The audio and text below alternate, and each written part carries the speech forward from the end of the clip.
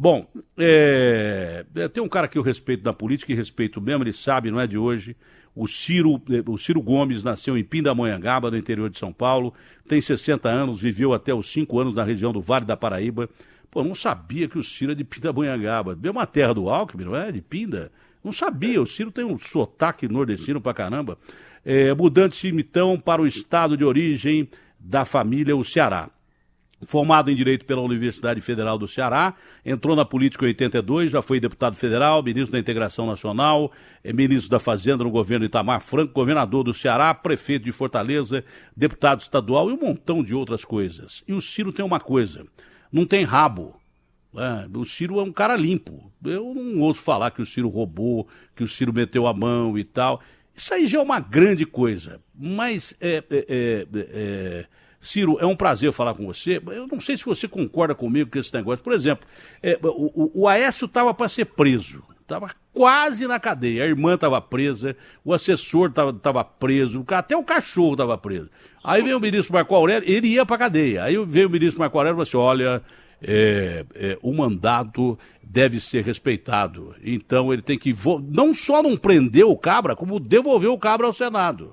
Você entendeu? Não só não prendeu o Aécio, como devolveu o Aécio ao Senado. O ministro falou, eu acho que o mandato deve ser respeitado. Deve sim, senhor ministro, principalmente para quem tem o mandato outorgado pelo povo, esse cara que deve respeitar o mandato.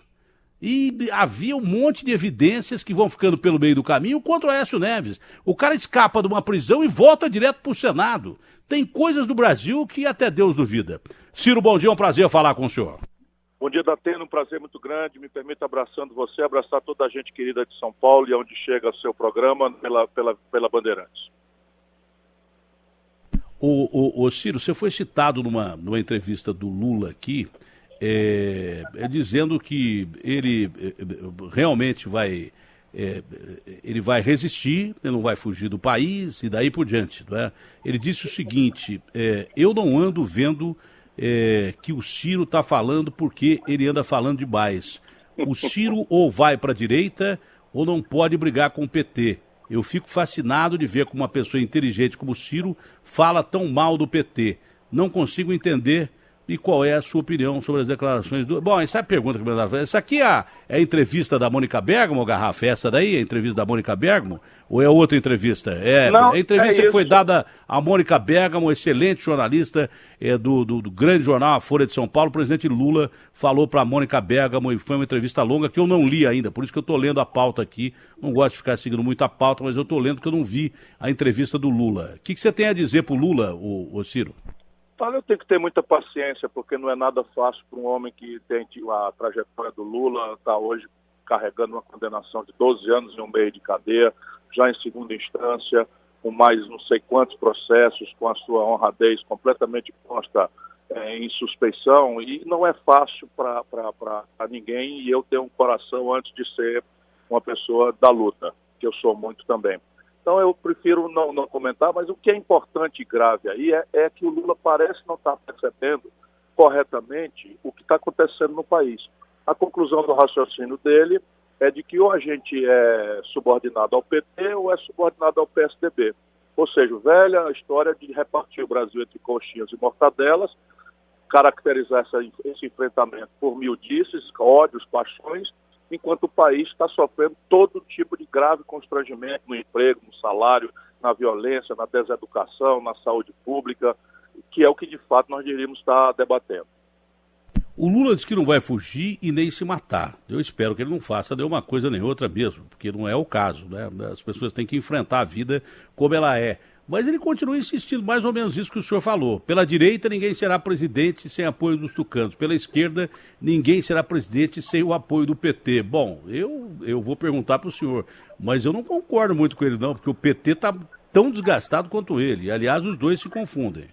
Eu acho que o Lula está até melhor um pouco do que o PT. O PT, e isso não é falar mal, eles se sentem melindrados, porque eu costumo ser franco, eu cultivo a obrigação de falar o que eu penso, de repartir as minhas convicções com as pessoas que me perguntam, como repórteres e jornalistas como você. Então, repare, vamos olhar o último dado, a eleição municipal que aconteceu nos principais municípios do país, o PT foi varrido. Em São Paulo tinha um prefeito bastante respeitável, ficou fora do segundo turno, não chegou nem a 15% dos votos. Perdeu as eleições no Brasil inteiro, foi ganhar no Rio Branco, no Acre. Todas as grandes cidades também do interior, Campinas, em São Paulo, Ribeirão Preto, ele perdeu e foi uma repulsa generalizada, até, vamos dizer, imerecida, porque ninguém é de todo mal, nem o justo deve pagar pelo pecador. Mas o presidente Lula não está percebendo isso. E ele, que tem uma popularidade ainda, saiu do governo com 83% e frequenta hoje a preferência de 35%. Tudo bem, se ele acha que é assim, mas o Brasil não é isso. Nós precisamos construir um projeto que saia desse extremismo de esquerda e direita e caminhe o país com uma grande aliança de centro-esquerda para que a gente possa proteger os interesses dos pobres em associação com o mundo que produz e trabalha no Brasil. Hoje o cenário, Ciro, você que é um estudioso de política acima de tudo e que na prática, obviamente, aprendeu muito, aliás, eu prefiro a prática do que teoria. Hoje a situação do país estaria voltada mais à direita, com atitudes de exceção, como, por exemplo, botar exército na rua para garantir segurança pública, com o exército fazendo poder de polícia. Hoje, pelo quadro que nós temos, principalmente pela falta de segurança, além de emprego, coisas que a questão social parece que fica num segundo plano, e uma coisa depende da outra. Eu estou há tanto tempo apresentando o programa de polícia, mas tenho noção e certeza absoluta que esse caldo de cultura criado aí da violência, ele vem do problema social. Nós temos aqui uma diferença abissal de renda no país, pouca gente com muita grana, a maioria sem nada. Mas hoje, pelo quadro da insegurança, pelo quadro da falta de empregos, que passa a ficar no segundo plano, infelizmente, porque o cara tem medo de sair na rua e levar um tiro na cara, a situação estaria mais voltada à direita e, claro, pelo desgaste, principalmente do PT, que comandou a esquerda com o Lula como presidente, depois a Dilma na sequência, não é? A esquerda estaria desgastada e o quadro seria mais favorável à direita, Ciro? Veja, em determinados assuntos, a falha ou o fracasso ou a falta de intensidade no olhar do problema da população fez com que o assunto que é de todo o espectro político e ideológico virasse um tema da direita, o que é um erro. Eu fui governador do Ceará, nunca fui da direita, e no meu governo eu tinha uma mão muito dura para o banditismo, para a violência, enfim, nós nunca alisamos bandido. E isso é um pedido de direita, de esquerda, não interessa. O direito à paz, o direito de ir e vir, a incolumidade pessoal, patrimonial, isso é uma obrigação que o Estado deve prover para o conjunto da sociedade e das famílias. Não aconteceu isso, nasceram fenômenos novíssimos, muito complexos, como os bilhões de reais que circulam no narcotráfico e essas facções criminosas extremamente audaciosas, que estão já se organizando para lavar dinheiro em postos de gasolina, em vans, até se intrometendo em igrejas para mexer com dinheiro em espécie, e não inovou-se nada no Brasil, nem sob o ponto de vista das leis, das normas, e nem se inovou no orçamento e na forma com que institucionalmente o governo trata o assunto. De maneira que a população tem toda a razão de pedir, né, uma novidade. Evidentemente, os espertalhões oferecem novidades que são muito fáceis de serem entendidas, mas que não são planejadas, não guardam coerência com nada científico, com os precedentes de sucesso internacional do enfrentamento desse mesmo tipo de fenômeno. E o mais grosseiro equívoco é imaginar que as Forças Armadas vão ser capazes de cortar a cabeça do narcotráfico, das facções criminosas cercando favela. Isso jamais vai acontecer, porque jamais aconteceu no mundo.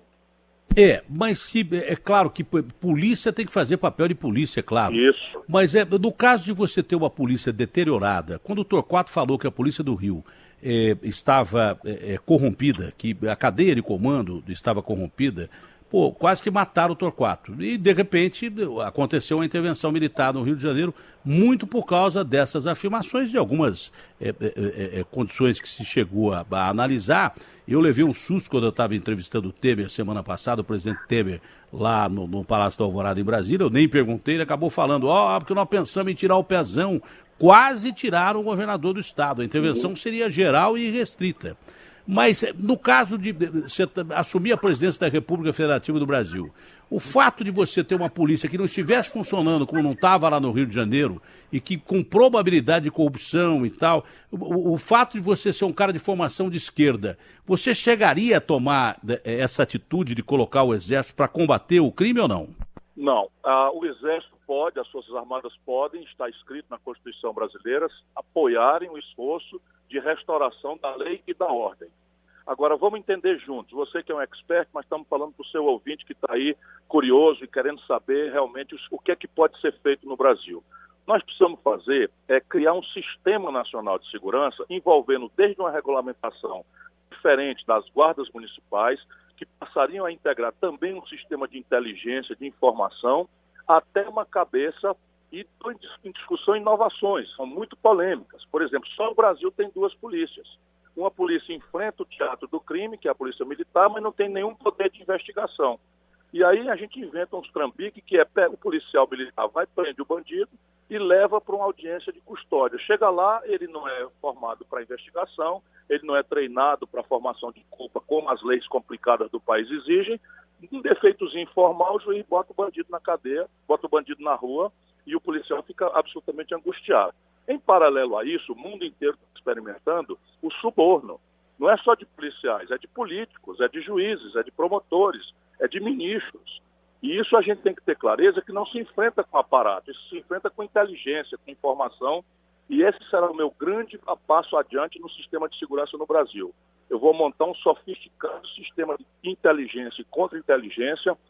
A Polícia Federal será encarregada e mandaremos a lei para que seja federalizado algum conjunto de crimes. Um deles, evidentemente, será a corrupção de autoridades públicas. É claro que você não combate crime organizado sem inteligência. Você não tem como você combater crime organizado sem inteligência.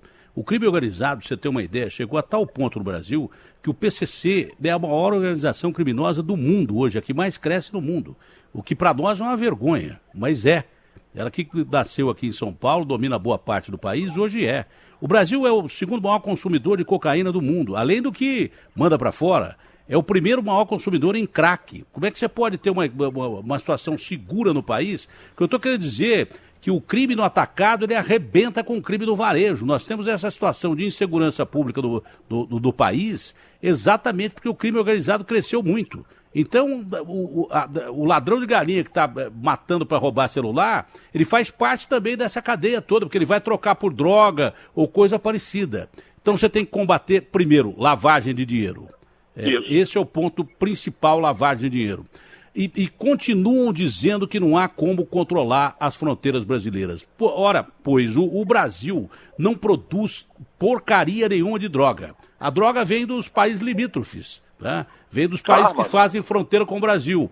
Armas que entram junto com a droga vêm de fora para cá. Como é que você vai botar a polícia combater? Sabe por quê? Não é que a polícia tenha que ter bazuca. O bandido é que não pode ter fuzil. Isso. Se você não resolver o problema das nossas fronteiras, dizer que tem 17 mil quilômetros que vai daqui ao Japão e que não tem como você resolver, ora pois, eu não sei se o senhor pensa dessa forma, seria muito mais inteligente a gente usar as nossas Forças Armadas que o então ministro da Defesa e hoje ministro do Ministério de Segurança Pública. Não adianta nada criar Ministério de Segurança Pública se você não falar uma coisa que o Ciro colocou aí. Você combate crime com lei em primeiro lugar. Lei pesada quando o crime é pesado, lei e pena. Que não tem nem lei e o bandido não tem nem medo de pena desse país aqui. É assim que você combate o crime organizado. Lei. Não adianta você botar canhão, tanque de guerra na rua, que você não vai combater. Com polícias que têm que ser, obviamente, reconstituídas, está tudo sucateado, houve muito roubo nesse país, também na segurança pública. Não é só na segurança pública, saúde está caindo aos pedaços, a educação está caindo aos pedaços, a segurança pública também. Então como é que você quer combater crime organizado, que não tem problema de verba, vai lá e pega a grana desse tráfico internacional violento e utiliza isso para comprar armas, não é? Com uma polícia que está sucateada, com gente mal paga, que fica muito mais propícia ao que o Ciro disse aí, que é suborno. Não adianta, isso é tudo perfumaria, botar exército na rua, fazer Ministério de Segurança, sem esses fatores que eu acabei dizendo aqui, você não vai chegar a lugar nenhum e o crime vai continuar crescendo e daqui a pouco corre o risco de desmoralizar o uso das Forças Armadas. E por isso que precisa criar uma Guarda Nacional como a dos Estados Unidos. Não adianta a Guarda Nacional com 500 homens destreinados. Você tem que ter uma Força Nacional para não ficar chamando militar toda hora. Toda hora chama o meu irmão, não dá. Então, eu acho que o senhor fez uma análise legal disso tudo, viu, Ciro? Não adianta você ficar jogando para a torcida, porque o país só vai continuar perdendo a guerra contra o crime, porque chamar as Forças Armadas do Rio é um claro, mas um claro sinal de que nós estamos perdendo a guerra para o crime organizado. Essa guerra, da forma tradicional, como está sendo feita, com a mesma legislação, parte dela da década dos anos 50, é de fato completamente irresponsável. O Brasil precisa estar em linha no mundo, inclusive contra paraísos fiscais. O Brasil precisa montar um sistema de inteligência e contra-inteligência, como já lhe disse, para rastrear os caminhos do fuzil AR-15, porque se você não pode estar com um homem a cada 100 metros na fronteira, você hoje tem drone, tem satélite, tem uma série de requisitos tecnológicos que o país também pode acessar se montar uma concepção de polícia moderna, avançada e científica. O sistema de drones que nós temos para a fronteira, isso me disse o juiz Odilon, que é o maior especialista em controle de fronteira, e se não fosse por uma medida aí do Conselho Nacional de Justiça, ele estaria sem segurança, porque ele bateu de frente com o crime organizado e se aposentou, teria perdido a segurança que lhe é devida pelo Estado e teria morrido, porque ele bateu de frente com os principais barões da droga. Tem um sistema de drones aí na fronteira brasileira. Sabe o que aconteceu com o sistema de drones? Está sucateado. Não investiram nada.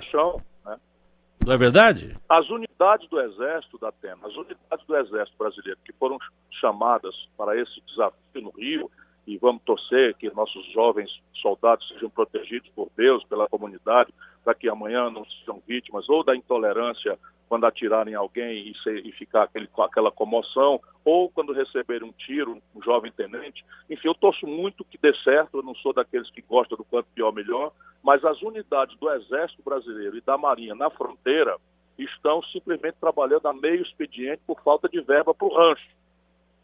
Só para você ter uma ideia de qual é o nível real, profissional e de seriedade com que se trata a questão da verdadeira enfrentamento da segurança pública brasileira. Não, eu perguntei para o presidente Temer, onde é que vocês vão arrumar dinheiro para criar ministério, onde é que vocês vão arrumar dinheiro para intervenção no Rio de Janeiro, é imposto, de onde vocês vão tirar dinheiro? Porque do Exército, da Marinha e da Aeronáutica não adianta mais, que os caras estão sucateados. Isso já foi dito pelos comandantes militares, né? Então é complicado. Agora, sabe o que eu não entendo, passando para o campo político mais uma vez, Ciro? Que de repente eu tinha lido uma notícia que você estava conversando com o Haddad, o senhor citou o Haddad sem dizer o nome agora há pouco, como ex-prefeito de São Paulo, que não conseguiu se reeleger, perdeu para o Dória de lavada no primeiro turno, muito por causa do que aconteceu com o PT, e ele também foi muito ruim como prefeito de São Paulo. Agora, tinha uma conversa sua com o Haddad para unir a esquerda e talvez até, se o PT não tivesse um candidato, o senhor sair apoiado pelo PT numa dobradinha com o Haddad. Aí veio o Lula dar uma entrevista para a brilhante jornalista Mônica Bergamo e desce o cacete em você. Eu não estou entendendo como é que foi essa posição, não entendi. O que mudou no meio do caminho? Não, na verdade não mudou nada, muito pseudo-fato, muito balé para distração dos descuidados. O Haddad me convidou para jantar e eu, evidentemente, fui jantar com ele. E no assunto, ele que me convidou para jantar, era a preocupação que ele e eu temos com o andar da carruagem do Brasil. Eu não penso que a tarefa brasileira seja unir a esquerda. A esquerda, no limite, sempre andou unida, né? No primeiro ou no segundo turno e tal. O Brasil, o problema é que a esquerda se desmoralizou. A esquerda não entendeu as transformações que o país fez, a esquerda replicou uma agenda completamente reativa, a Dilma afundou o Brasil. Não é uma pessoa que tenha cometido crime, é uma pessoa honrada, respeitabilíssima, quero bem a ela, mas fez um governo trágico. E isso acabou produzindo. E a Dilma foi posta aí com o Michel Temer na vice pela popularidade do Lula. E ninguém quer parar um pouquinho para fazer um exame se isso foi ou não foi uma coisa correta. E não foi correta. O país deveria reservar a presidência da República aos seus mais treinados, mais preparados. E o presidente da República não tem que ser de esquerda, o presidente da República tem que unir a nação. Essa é a grande tarefa de um chefe de Estado. Você sabe o que eu estou pensando aqui? É claro que o país pagou muito caro pela experiência com a Dilma Rousseff. Mas, por outro lado, eu estou analisando aqui, enquanto o senhor falava, que, de repente, até que não foi de todo ruim, porque o rei ficou nu. Porque se a Dilma não faz tanta bobagem como ela fez, um monte de coisa errada que acontecia na política brasileira, inclusive alguns ladrões que já estão na cadeia, a gente não teria descoberto isso. Eu não sei se o senhor concorda comigo. Não, eu estou completamente de acordo. É desagradável constatar isso e eles consideram que isso é um ataque que eu faço ao PT. Eu não tenho intenção de atacar nada, eu tenho intenção de ser fiel, né, aos fatos, à realidade e de me manter onde eu sempre estive, né, fiel ao compromisso popular que me deu sentido da invocação à vida. Eu tenho 38 anos de vida pública, você é sempre muito generoso comigo, mas eu tenho um dado prático. 38 anos, nunca respondi a um inquérito, nem sequer para ser absolvido. Isso nada mais é do que a minha obrigação. Mas nesses tempos eu posso dizer isso, nunca respondi a um inquérito, nem sequer para ser absolvido. Não tenho rádio, não tenho televisão, não tenho empresa, não tenho fortuna, sou uma pessoa que vive muito bem, de classe média alta, tenho um apartamento decente, 2 carros, enfim, mas nunca aceitei sequer receber aposentadorias. E eu acho que isso que interessa, é o exemplo e a ideia que você tem que recolher para fazer as coisas direito. No caso do presidente Lula, que é uma figura importante, está em primeiro lugar ainda das pesquisas, tem a história do Lula, está tudo aí. E agora nós estamos em vias aí de um julgamento importante.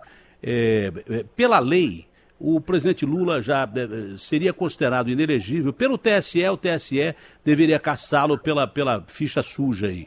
Agora o que se discute é se o Lula vai para a cadeia ou não. Pela lei atual ele teria que ir, ou então teria que soltar todo mundo que em segunda instância foi para a cadeia depois de decisão de 2016 do próprio Tribunal Magno do país. O senhor acha que existe a probabilidade do Lula ser preso e qual a chance dele ser candidato depois desse desgaste todo que aconteceu com ele mesmo?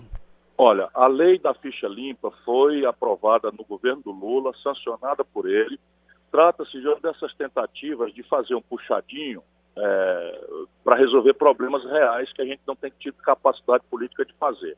O que é que eu estou querendo dizer? A justiça brasileira é muito lenta, anda a passo de carga do manco, especialmente se o réu for rico e contratar um bom advogado, os tempos da justiça brasileira são ridículos. E só no Brasil você tem a possibilidade de 4 graus de jurisdição, ou seja, o juiz singular, o Tribunal Regional, o Superior Tribunal de Justiça e o Supremo Tribunal Federal. Isso, por média, leva 12, 14, 16 anos para atravessar. Zangados com isso, muita gente boa da igreja, bem-intencionada, do PT, bem-intencionada, inventaram essa história de resolver que a punição para a questão da política já seja no meio dos recursos, ou seja, é o primeiro lugar do mundo onde um réu tem direito a 2 recursos ainda, mas já tem que pagar uma pena irreparável, que é ficar sem os direitos políticos. O Lula que assinou isso. Eu cansei de escrever na época dizendo que nós tínhamos que resolver era a lentidão da justiça, mudar a lei processual, acabar com esse grau de 4 graus de jurisdição, deixar só em 2 como o mundo inteiro faz. Não, a gente evita porque os advogados ganham dinheiro com isso, eu sou advogado, estou falando mal de ninguém. Né? Os juízes gostam do poder de fazer isso, o Ministério Público adora, enfim. Então agora nós temos a seguinte situação, nenhum brasileiro condenado na lei da ficha limpa teve direito a se candidatar nem a vereador, nem a estadual, nem a federal, nem a senador, nem a governador, nem a prefeito no Brasil. Nenhum. Portanto, eu vejo como é mais ou menos inevitável que o tribunal, em linha com 100% dos seus julgados, não permita que o Lula seja candidato. Isso é o dado com que eu trabalho há muito tempo. Já conversei com ele sobre isso, não comemoro isso, não gosto disso. Mas, por exemplo, a tal unidade da esquerda, assinaram um manifesto do dia dizendo que eleição sem Lula é fraude. Eu não assinei. Por quê? Porque existe um país para a gente alimentar, existem milhões de jovens para a gente educar, existem mães de família precisando que mude a saúde pública, e o país não pode ficar refém, por melhor que a pessoa seja, de quem quer que seja. Então a eleição tem que ser a grande saída para o Brasil resolver seus problemas.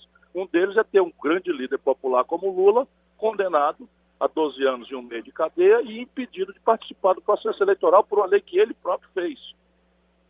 O senhor falou muito bem, o senhor colocou muito bem. Só o Brasil que tem 4 instâncias e agora passou para a segunda em 2016. Em país de primeiro mundo, onde se respeita a lei, se respeita mesmo, onde a cana para quem comete crime, que é um princípio básico do direito, um deles é a aplicação da pena pressupõe a recuperação do réu. Só que no Brasil foi para o espaço, porque quem manda em cadeia são os bandidos. 80% da população carcerária do Brasil estão armados.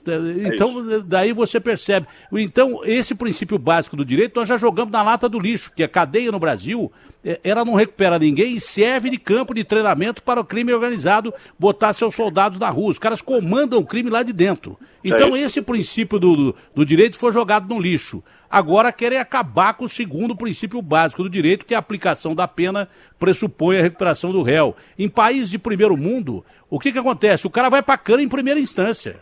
Dependendo da situação, o cara é julgado e sai pra cana. Agora mesmo, o tal de Marinho, que estava lá nos Estados Unidos, ex-presidente da CBF, ex-governador, ex-político, o cara, e com a idade que tem, porque os canalhas também envelhecem, o cara saiu do tribunal e foi direto para uma cana lascada e está tendo que limpar a cela dele. Então, enquanto o Brasil não resolver problema de lei para bandido, em qualquer nível, em qualquer instância, em qualquer situação, não é bandido só de crime organizado, não. Porque, de repente, a gente está falando de uma política que é muito parecido com o crime organizado. E eu não sei qual que é mais letal para o Brasil, o Marcola ou o político ladrão. Eu não sei, sinceramente eu não sei. É pior, você não acha, Ciro? O ladrão é pior porque ele rouba e também serve de mau exemplo. E esse mau exemplo é um câncer que hoje faz com que ninguém acredite mais em ser decente. Eu sei que quando eu lhe falo aqui que estou há 38 anos, eu digo que tenho que ter 38 anos sem inquérito, mas quem está me ouvindo está duvidando, porque tem razão de duvidar.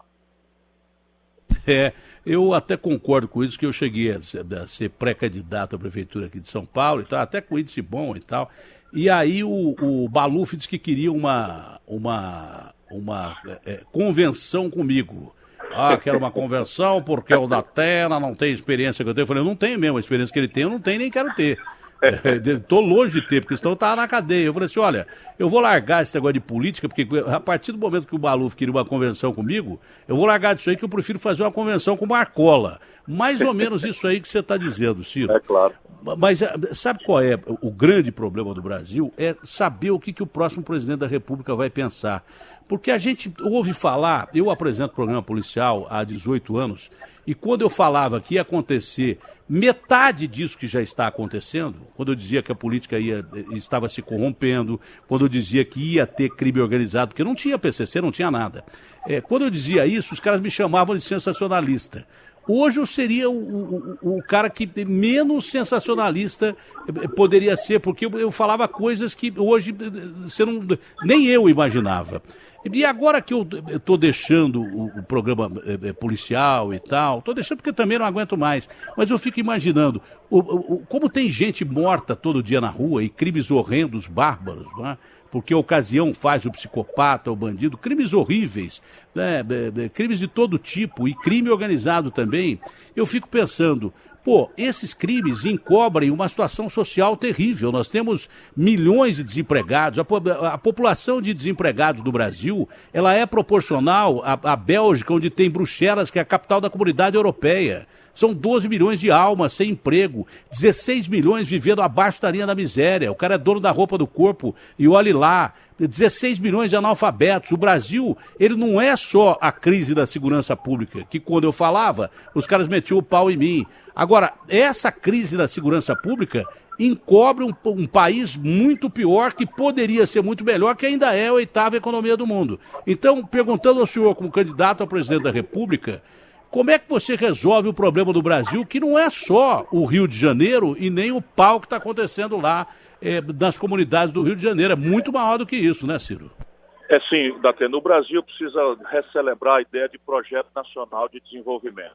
Se você olhar para a gente sair de culpa de A, de B, desde 1980 até hoje, o Brasil está crescendo ridículo 2% ao ano na média. Aí cai 10%, cresce 3% e tal, na média dá 2%. A população cresce 1,7% ao ano. Ou seja, nós estamos praticamente parados desde os anos 80, porque se a riqueza cresce 2% e a população cresce quase 2%, a riqueza por cabeça fica difícil de ser distribuída. Então o país tem a primeira grande tarefa, é devolver ao país uma energia para crescer. Isso não é trivial, porque, por exemplo, se o Brasil crescer 2 anos seguidos a 5%, falta energia, por falta absoluta de planejamento, de projeto, de estratégia. Mas nós temos que fazer essa aposta e correr atrás de resolver os problemas derivados disso. Por que 5% é o número mínimo?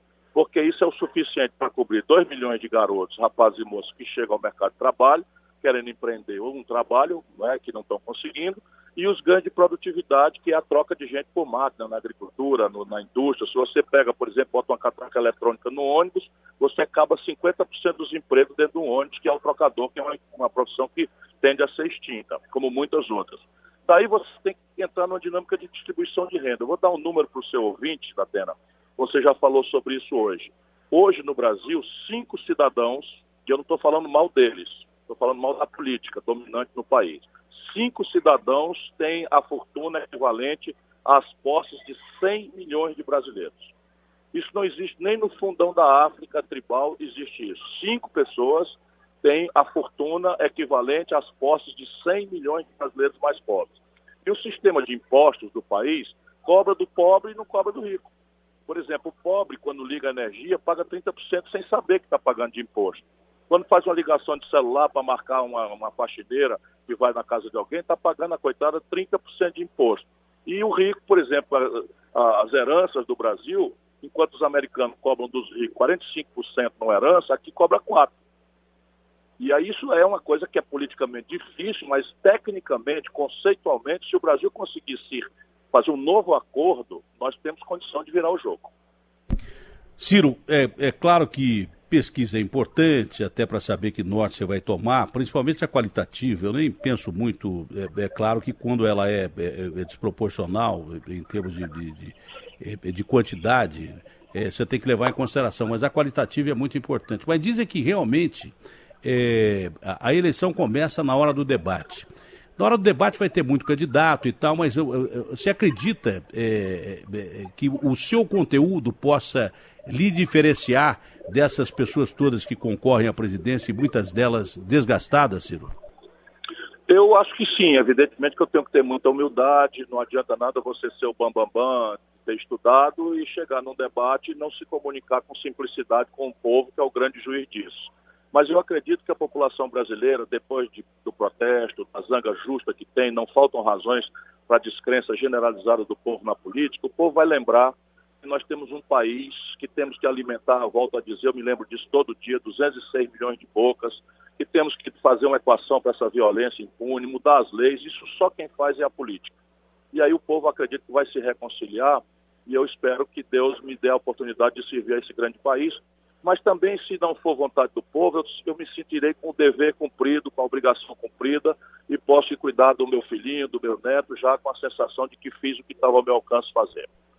Como é que é possível? Eu discordei do presidente Temer, quando o presidente Temer, nessa entrevista lá no Palácio da Alvorada, disse assim, porque a imprensa desmoraliza muito a classe política. Eu falei, presidente, o senhor vai me desculpar interrompê-lo, mas quem está se desmoralizando é a própria classe política, que deu motivos para isso. Não é que a imprensa está inventando situações. Aí você fica pensando, como é que você vai recuperar essa classe política? Porque eu só vejo o caminho da política como o caminho democrático para resolver essa situação do país. Eu, como um democrata que sou, não penso em qualquer outra probabilidade que não a política. Agora, como recuperar uma política tão desgastada como essa que está aí, inclusive com gente dentro da política tentando inverter a lei? Você disse, essas leis vieram dentro do governo do Lula. Se não fosse o Lula, essa decisão em segunda instância do TRF4 lá de Porto Alegre, se não fosse o Lula, qualquer outro cara que estivesse no lugar dele estaria preso. Só não foi preso até agora porque estão pensando em rever uma situação que já foi colocada em 2016, que nós precisamos parar com esse negócio de justiça lenta no Brasil. Nós precisamos agilizar a justiça já com o cara sendo preso em segunda instância. Então, como você rever uma situação que, para o político, você deve pensar como países de primeiro mundo, em questão de lei, mas quando atinge ele, político, ele quer mudar a regra do jogo.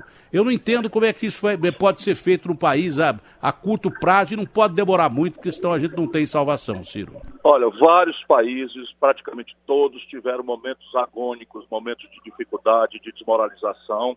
E o que é que resolveu historicamente? Você tem desde uma experiência, aí eu gosto de citar a história, porque ela ajuda a gente também a não punir tanto o nosso povo, que já sofre mais do que merecia, dentro do ônibus, empregado, humilhado no posto de saúde. Então, para saber, a Inglaterra viveu um momento de grande podridão na monarquia e chegou lá um puritano chamado Cromwell, foi lá e meio autoritariamente deu uma limpeza geral e tal. A América do Norte foi a guerra civil. E basicamente as questões eram para abolir a escravidão, e aí o Sul, que explorava o mundo escravo, negro e corrompido demais e tal, foi à guerra, armou-se para enfrentar, e morreram milhões de pessoas lá nos Estados Unidos. Então nós no Brasil estamos meio atrasados ainda com a agonia de um país que não tem um exercício de democracia permanente, como a França, que desde 1789, sem nenhuma interrupção, o povo vota, acerta e ganha, e erra e perde.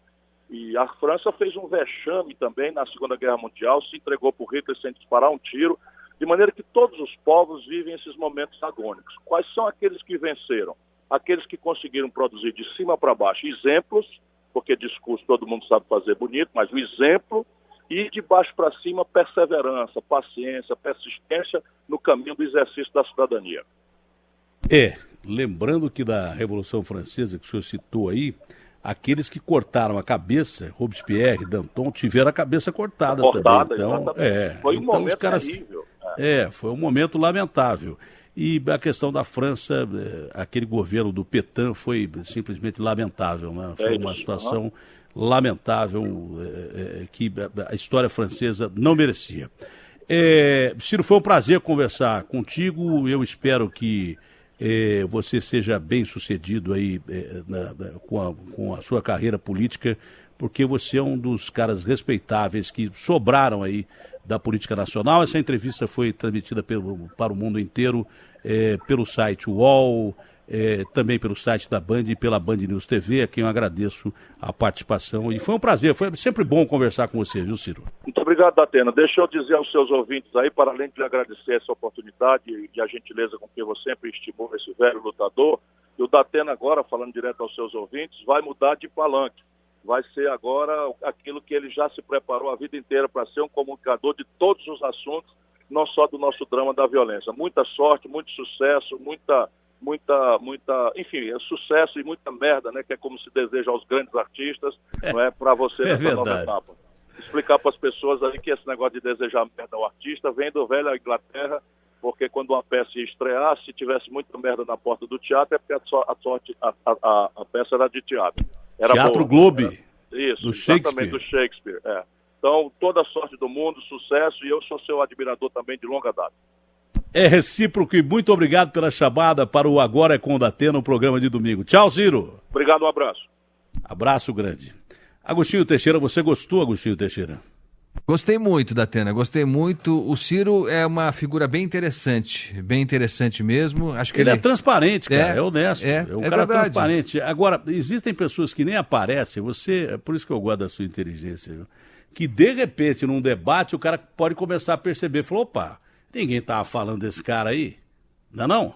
É verdade. Ainda mais se o Lula começar a levantar a bola para ele, metendo o pau nele.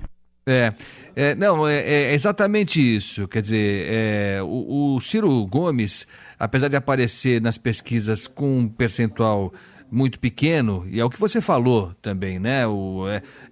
Vale mais a pesquisa qualitativa do que a quantitativa. Essa, ainda estamos no princípio, ainda tem muita coisa para acontecer. Mas o Ciro Gomes, independente de qualquer coisa, ele é uma pessoa que acrescenta no debate.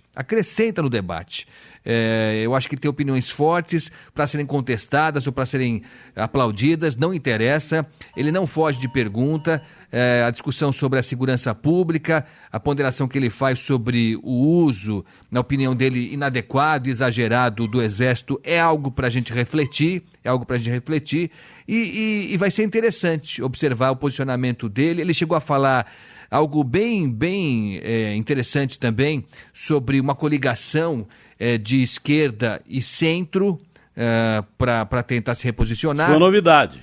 É novidade mesmo, interessante isso. Criticou a esquerda, ele se posiciona como um candidato de esquerda, e ele criticou duramente. Cara, mas eu não estou entendendo até agora como é que o Haddad vai conversar com o Ciro, vai jantar com o Ciro. Eu não sei se o resultado da conversa foi esse, se o Lula aparece descendo o cacete no Ciro, eu não entendo.